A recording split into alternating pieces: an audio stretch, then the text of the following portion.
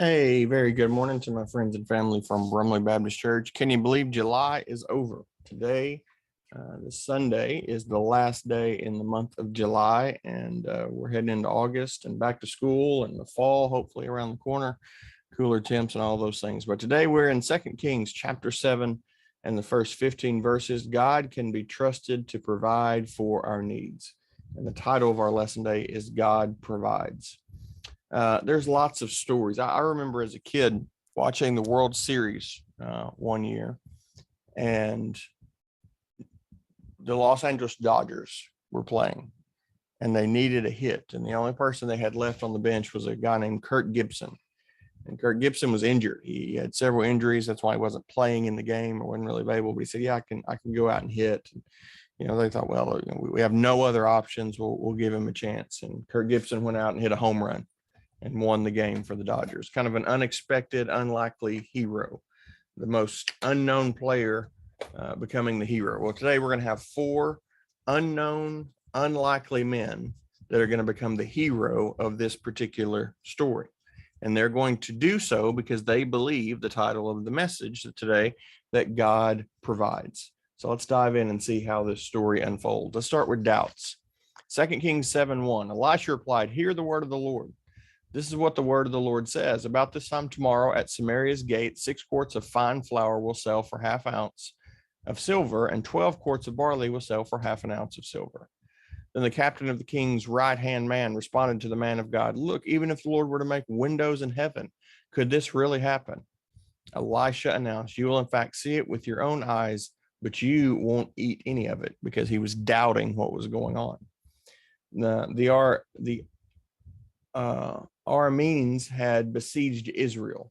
They were surrounding Samaria. A siege was basically where you just surrounded the city and nothing came in and nothing went out. Well, we know well enough to know in this time, in the Old Testament Bible times, you couldn't grow and produce everything that you needed for survival yourself. You had to barter and trade with other cities. Some cities had lots of flour, some cities had no flour, and so you would trade, back and forth with them. If you were under siege, you couldn't do that. And so you were going to lose a lot of stuff. And that's what was going on here. And it had come to the point during the siege when it was very desperate. To put our passage specifically into perspective, at the time that Elisha spoke these words, the people in Samaria were exchanging 34 ounces of silver for a donkey's head just to eat. Now, eating a donkey's head, first of all, sounds disgusting, and it does, but they were doing 34 ounces of silver. He says they're going to do half an ounce for flour. They were giving a silver cup or a cup of silver for the droppings from a pigeon, like the excrement from a pigeon, just to eat what was maybe they could find as they clunked. That's awful. This there to the point of starvation is what I'm trying to illustrate. It was bad, very bad. And now Elisha comes in and says, "Hey, tomorrow we're going to buy and sell. It's not going to be a big deal." Well, the captain doesn't believe it. He says, "Well, even if God opened the windows of heaven, that couldn't happen." And Elisha says, "Well, everyone's going to see it except for you." Now, 4 men with a skin disease were at the entrance to the city gate. They said to each other, "Why just sit here until we die? If we say, 'Let's go into the city,' we will die there because the famine is in the city. But if we sit here, we will also die. So come on, let us surrender to the Arameans' camp. If they let us live, we'll live. If they kill us, we'll die." So these are lepers. And they basically said, "Look, we're dead regardless. We sit here, we starve. We go in the city, we starve. We go to the Arameans, they probably kill us and we die. At least we don't suffer." So the diseased men got up at twilight to go to the Arameans' camp. When they came to the camp's edge, they discovered no one was there. For the Lord had caused the Aramean camp to hear the sound of chariots, horses, and a large army. They had said to each other, "The king of Israel must have hired the kings of the Hittites and the kings of Egypt to attack us." So they had gotten up and fled at twilight, abandoning their tents, horses, and donkeys. The camp was intact, and they had fled for their lives. When the diseased men came to the edge of the camp, they went into a tent to eat and drink. Then they picked up the silver, gold, and clothing and went off and hid them. Then they came back and entered another tent, picked up things, and hid them.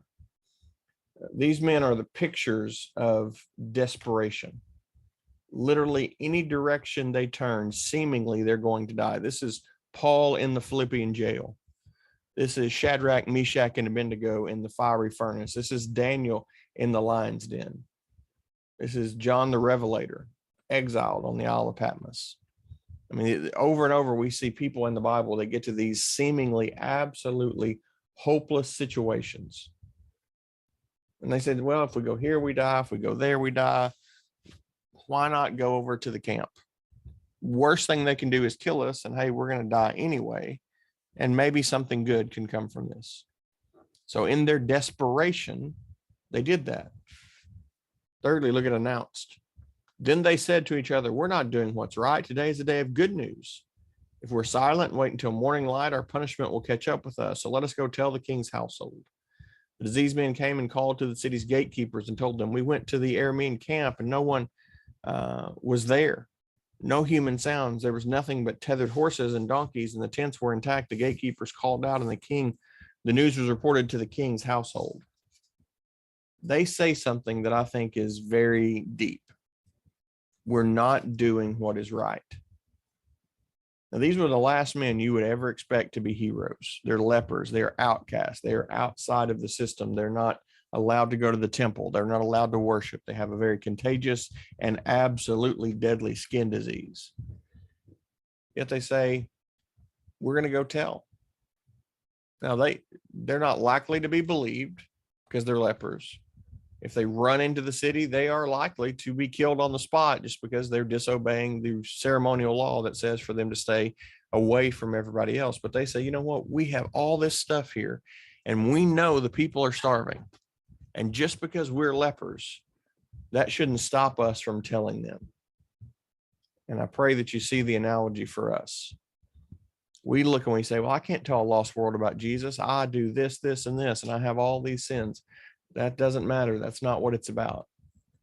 It's about you as a believer telling the lost world how you got to be a clean place, a non-leper anymore. So they go and announce it. God works in unexpected ways through unexpected people, right? Well, you would imagine that skepticism would follow them, and so it does.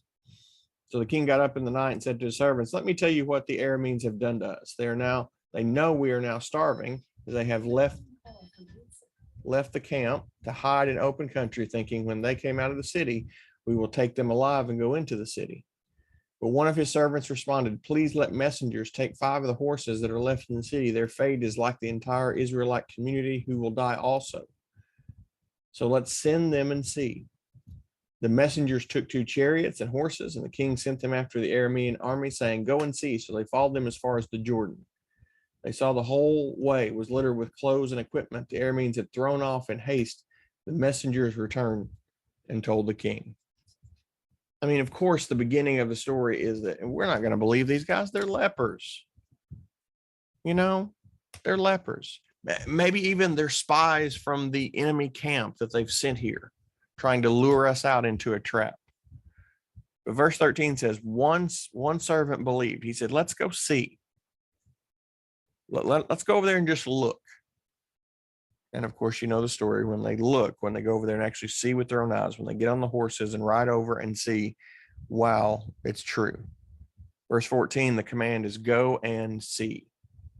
And I cannot help but note the similarity to that command to the one that the angels gave the women. Come and see, go and tell. Come and see, he's not here anymore. He's been resurrected. Come and see the place where Jesus lay. He's gone. Come and see. And then go and tell. Why? Because you've been blessed with something that literally is going to provide life. In this case, it was going to be food for a starving people. In the case of Christ, it was going to be the living bread to feed all of us for eternity. So the skeptics were proven wrong. What a cool, I think, story this is, and maybe kind of an unknown story. Eventually, the epilogue is Elisha's prophecies came true. The people of Samaria in verse 16 go out and plunder the camp. Food was plentiful and inexpensive, and it had indeed sold for the prices that Elisha had said it would sell for at the start of our story. Doubts in God lead to missed opportunities. What if they hadn't believed the lepers? What if the lepers hadn't put themselves out there and gone and tried something? If we doubt, we miss so many things that God might do through us or with us or around us just because we don't fully believe. God always provides, and sometimes it's in unexpected ways, and we need to be ready for that and willing to see that and watch for that. We have a responsibility when we have seen good, and we have seen life-sustaining food, be it physical or spiritual, to tell others. We've experienced God's grace. We have no excuse to not tell others about the grace we've experienced. Why? Because they need the same opportunity we had to come and see. Just come and see. Come and investigate it yourself. Read the scriptures yourself. Look at the story of Jesus yourself. Don't just believe me because I'm telling you, but believe because it's true. There's only one reason to believe in anything. Any fact, anything, any philosophy. There's only one reason to believe, because it's true. And Christianity certainly passes that test. Next week, we'll move over to chapter 12. God honors people who demonstrate God's priorities. We'll be in the month of August, and I pray by that time you can join us here again. We're always meeting Sunday mornings at 10 a.m., Wednesday nights at 6 p.m. as we make our way through the 1st and 2nd Kings here on YouTube and Facebook. We also broadcast our messages on Facebook and YouTube, so you can find those right here if you can't join us, but we would love to have you live and in person with us sometime. Don't forget our website, brumleybaptistchurch.org. Have a good and godly day. And until I see you again, go serve your King.